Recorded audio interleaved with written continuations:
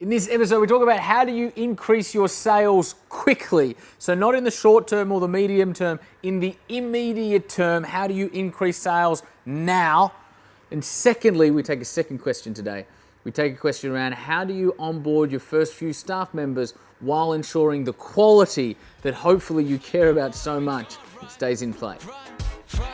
28 and I'm trying to shape history, pulling from the sky for some strength to take with me, line up the stars, fly away quickly and push the world forward like a tidal wave hit me. I ride the wave swiftly, I fear no man, check my titles mate quickly, came from the sky with the light of day in me, and grew my own wings. Funniest person on our team. I don't want to give anyone a big head, but I think I know who. Who? Maybe Grant. Yeah, GL. Yeah. Yeah. Sean's pretty funny too. And the thing with GL is don't mind laughing at his jokes because he's so bad at table tennis. Don't you reckon, Shawnee? He just beat me today. He's taking the higher road. Rosie, what is our question for the day? Okay, today our question comes from Carly from Instagram.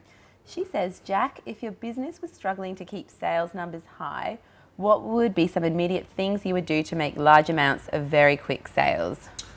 Yeah, large amounts of very quick sales. Just a small ask, Carly. So what I would do is I would go through and revise your entire marketing and sales process, right? What I've found in situations like this where you need to make a substantial change, or you need to affect a substantial uplift. The substantial uplift probably won't come from a substantial change. Why? Because you need to do it quickly, right? Like the medium term, well, short term as opposed to immediate term. Short term stuff is I'd look at product to market fit. I'd look at the brand positioning. I'd look at why people aren't buying. I'd do a lot of consumer insight type stuff. Carly, you don't have time to do that if you want to see a massive spike in sales quickly, right? And so if you want to see a massive spike in sales quickly, while doing all of that in the background, maybe 25% of the time, right? Look at the positioning, look at why people aren't buying, look at the products themselves. Do we have product market fit? And in order to sort of substantiate or validate any of your thinking or any of your assumptions around any of that, speak to your consumers. I understand it's a product-based business. So given that it's a product-based business, you might need to go and talk to the retailers that you retail through. Whoever it is that buys your stuff, go and do that, right? But that's the more short-term, medium-term stuff. In terms of the immediate-term stuff, what you would do is this. Look at everything you do from the ads that you have online to the brochures that you send to retailers, to the brochures or the landing pages or the collateral in whatever form that might be that presents your products. Look at all of it, right? And then look at how we're generating leads and what is the conversion from contact to lead. And then what is the conversion from lead to qualified lead. And at each stage of the process, there will be things that you are doing in order to move somebody through the buying journey. I would map that out, right? There's probably a sequence, changes in every business, probably a sequence of from lead, well, from awareness through to sale, there's probably a 8 to 12, maybe 14 step journey. Like we have this ad on Facebook, they click on this ad on Facebook, they go to a landing page. From the landing page, they go to this page. From this page, we ask for these details. From that page, they get this, and then we call them, and then we get what are the different steps and stages of your marketing and sales customer journey? And then I would dissect and pull apart every single stage, because if you can increase the effectiveness of 8, let's say there's 8 steps in your process, you increase the effectiveness of each of those steps by say 5%, that's 40% cumulatively. In fact, probably more if you compound the 5%, if you want to get really technical. And therefore, you will see a substantial increase in your sales figures by going through and making what might seem to be relatively minor tweaks, but you make relatively minor tweaks along the journey and it results in that substantial uplift that you're looking for. So I'd go back to basics, right back to what does a person see when they know nothing about us? What do they then see when we start talking about who we are? What do they then see when we call to action to generate a lead? What then happens after they've progressed through our lead funnel, whatever that might be? What do we do through a sales process? if it's a 3 or 4 stage sales process, can we make it a 2-stage sales process? Are there things we can do around pricing in the immediate term in order to generate more sales in the immediate term? Are there more favorable payment plans we can put in place? Right? There's it's an infinite number of different tactics, but you will know you will get greater visibility as to what they are when you look at your entire process, strip it apart, and rebuild it. That was a good question. That was a good question. Thank you for that, Carly. I think we should do another one. 2 questions in the one episode. How are we going for time? About 5 minutes in. Okay. We'll do do another another? one. We'll do it quickly. Okay, I don't think that's possible, but we'll see. So Shorty just stopped filming because he thought that we were done. But we're not. We're going to the second question, Shorty. Pay attention. Okay, so this one's from Nikki. She asks, my partner's a tradie, not an entrepreneur, but we get so much value out of your advice, Jack. Could you please advise the best steps for him to take when he needs to add another staff member? How does he ensure the quality of work continues if he removes himself off some of the jobs? Yeah. And would one of your programs suit his business? I love that last question, but in particular, you bottle the standards, right? So, Nikki, your partner would... Nothing that exists in anybody's mind is... what am I trying to say? There's nothing that your partner does that can't be articulated, systemized, and put into a process, right? Even if he's coming at it from the deepest, most intuitive level, he's a great carpenter and he goes in and there's still 8 or 12 or, why is 8 and 12 a number for us today? There's still 8 or 12, however many, 20 things that he looks for. Or once a job is done, there's a certain process that he goes through. The process isn't written down by the sounds of it, but there's a certain unconscious maybe process that he goes through in order to ensure that the job has been done to a certain level of quality. By the way, obviously this is so critically important, not just for carpentry businesses, but for all businesses, and the principles apply regardless of what business you're building. There's a process that he goes through. What he needs to do is bottle that process. So it's probably someone like you, Nikki, asking him, let's assume your partner's name is John.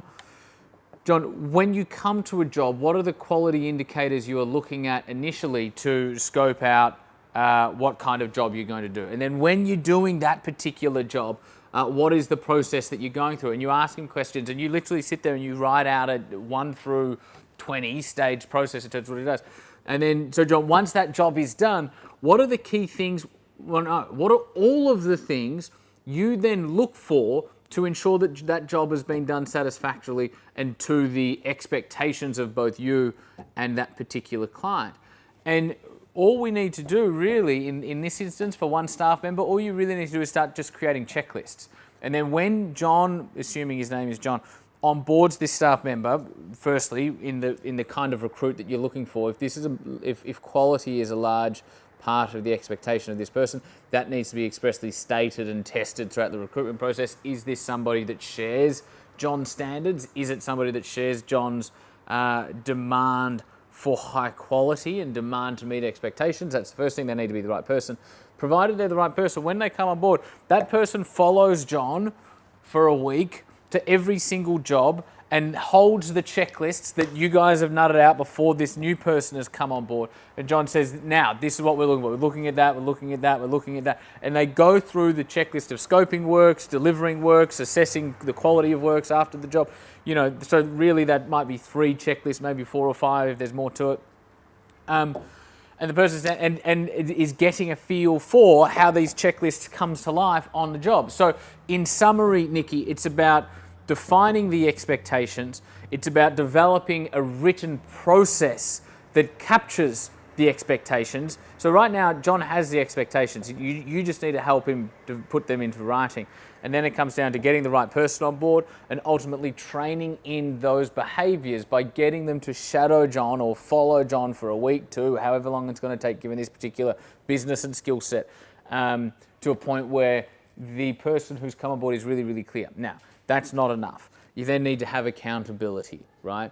And so every job that this new recruit goes and does, he then needs to sign something at the end, and it might be that checklist itself, or obviously everything happens online these days. So it might be that he digitally signs a checklist online once it's done, and that gets sent to John, at the end of every job to say that this checklist has been followed. If then at any point, and it will happen, so give him grace around it, it will happen. If a client ever says A, B, C wasn't done, John's got the checklist to go, mate, you signed this, you know, to his new recruit, you signed this to say that A, B, and C was done, the client's telling us it wasn't done, what's happened? And that might be he's dropped the ball, that might be there's gaps in the particular system, or it might be that the client is being untruthful, right? There's probably one of the first two. And so there'll be iterations of the processes as the two continue to check through accountability what has been complete in the eyes of the client. It's a relatively simple thing to do at this stage of the game, and totally doable. So Nikki, I'd help him with that if I were you. Wasn't a short answer. Fuck. It's I fine. don't know if I can do short I know, answers. I know. See, this is where expectations come into play, Nikki. When I say, oh, I'll do a short answer, everyone gets let down because I never do a short. So it's always about setting up the right expectation. Thank you for tuning in, guys. We have a launch intensive coming up. We have recently taken one of our programs we usually do over 4 months. We're condensing it into 5 days. It is called the Entourage Launch Boot Camp. The Launch Boot Camp would be an easier way of saying it. And it's coming up super soon. If you are interested in, you know, if you're an early stage business owner or you haven't yet started and you're looking to become an early stage business owner and you're looking to get advice and education around all of the fundamental building blocks as to how to build a great company, how to achieve product to market fit, how to leverage your marketing, how to develop a sales process, how to define the vision, mission, values of your company so it's got a DNA and it's got an ethos and it's got a brand that truly speaks to people and touches the hearts and minds of your audience, then this is the 5 days for you. If you're interested to learn more about it, just type yes into the comments below. The lovely Rosie will reach out to you and have a chat to see if that's a conversation worth having. Guys, thank you so much for tuning in.